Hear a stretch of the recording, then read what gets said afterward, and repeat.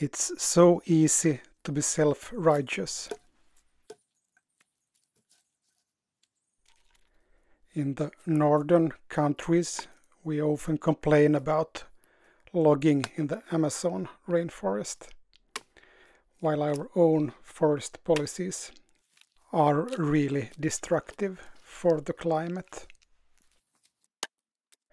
Actually, only a few percent of the Finnish forest consists of old-growth forest. The rest is monotonous plantages with young trees, mostly pine. The timber is processed into toilet paper and other types of consumer goods.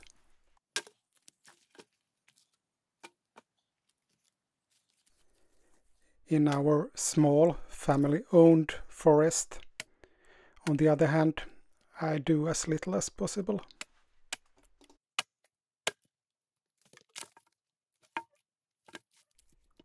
Fallen trees are mostly left in the forest in order to support biodiversity. Exceptionally, I might turn a tree into firewood.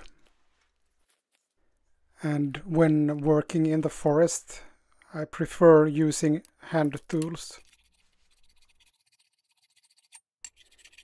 Then you get good exercise and you get to listen to birdsong instead of noise from the chainsaw. And since you're less dependent on fossil fuels, it's also better for the climate.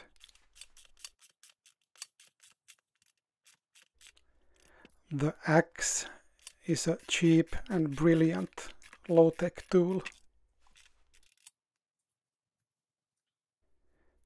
It's an easy and fast way to split also larger logs.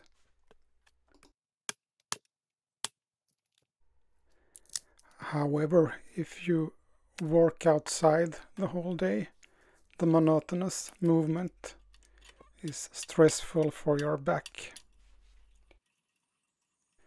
Especially in the winter, when you get sweaty and cold in between.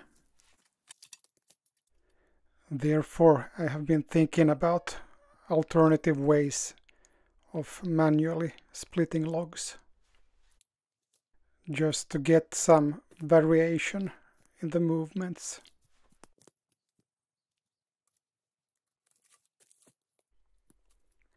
In this project, I used some recycled materials and an old screw clamp to build a machine, with which I could split wood using a socket wrench.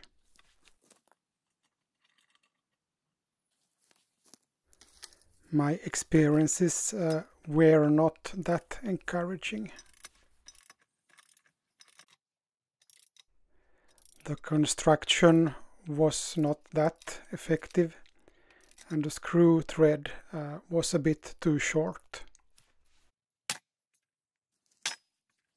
The screw thread also was worn out fast because of the huge forces.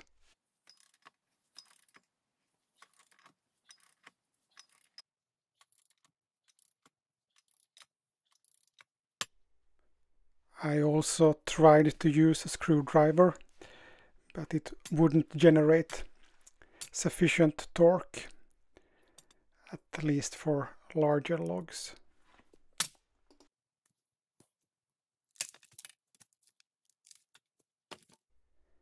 Experimental projects are seldom successful, but at least you gain experience and knowledge.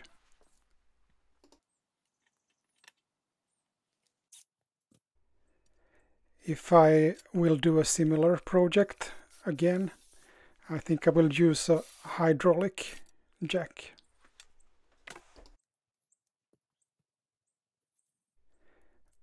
It's more durable and probably also more effective.